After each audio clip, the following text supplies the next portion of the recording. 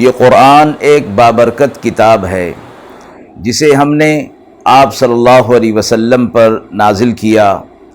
تاکہ لوگ اس پہ غور اور فکر کریں اور تاکہ اہل فہم اس سے نصیحت حاصل کریں۔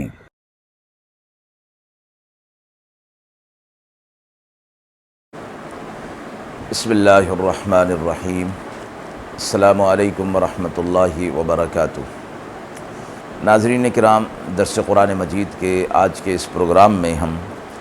سورہ بنی اسرائیل کی آیت نمبر 16 اور 17 کا ترجمہ اور تفسیر پیش کر رہے ہیں اور آخر میں پوچھے گئے سوال کا جواب ہوگا۔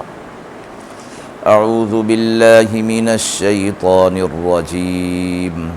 بسم اللہ الرحمن الرحیم۔ وَإِذَا أَرَدْنَا أَن نُّهْلِكَ قَرْيَةً أَمَرْنَا مُتْرَ فِيهَا فَفَسَقُوا فِيهَا فَحَقَّ عَلَيْهَا الْقَوْلُ فَدَمَّرْنَاهَا تَدْمِيرًا۔ وَكَمْ أَهْلَكْنَا مِنَ الْقُرُونِ مِن بَعْدِ نُوحٍ وَكَفَى بِرَبِّكَ بِذُنُوبِ عِبَادِهِ خَبِيرًا بَصِيرًا۔ آیات مبارکہ کا ترجمہ ملاحظہ فرمائیں۔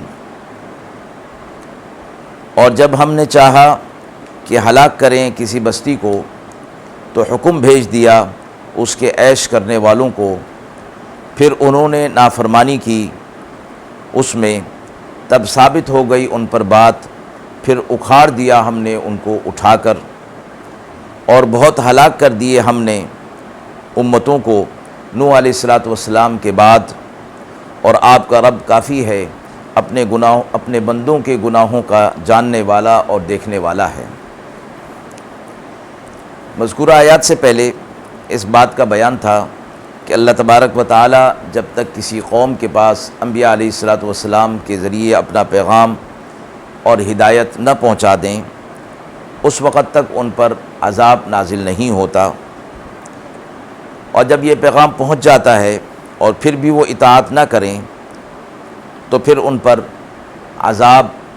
سرکشی کی بنیاد پر عذاب بھیج دیا جاتا ہے۔ ان آیات کے اندر یہ فرمایا گیا کہ مالدار اور دنیا داروں کا یہ وتیرہ رہا ہے، طریقہ رہا ہے کہ عوام ان کے پیچھے چلتے ہیں اور ان کی عادتوں کو اور ان کے طریقوں کو اختیار کرتے ہیں، اور جب ایسے لوگ معاشرے کے اندر بد عمل ہو جائیں تو پھر پوری قوم بد عمل ہو جاتی ہے۔ اس لیے جن لوگوں کو اللہ تعالیٰ نے مال و دولت دیا ہے انہیں اس بات کی زیادہ فکر ہونی چاہیے کہ اپنے اعمال اور اخلاق کی اصلاح کرتے رہیں۔ ایسا نہ ہو کہ عیش پرستی، آرام پرستی کے اندر پڑھ کر وہ آخرت سے غافل ہو جائیں، جس کی وجہ سے پوری قوم غلط راستے پر پڑ جائے تو قوم کی بدعمالی کا وبال بھی ان کے اوپر پڑے گا۔ اس کے بعد فرمایا کہ جب ایسا ہوا، جب کسی قوم پر اللہ کی طرف سے عذاب بھیجنے کا ارادہ ہوا تو ان کے اندر جو لوگ عیش اور آرام والے تھے ان کو اللہ رب العزت نے ان پر مسلط کر دیا بطور حاکم کے،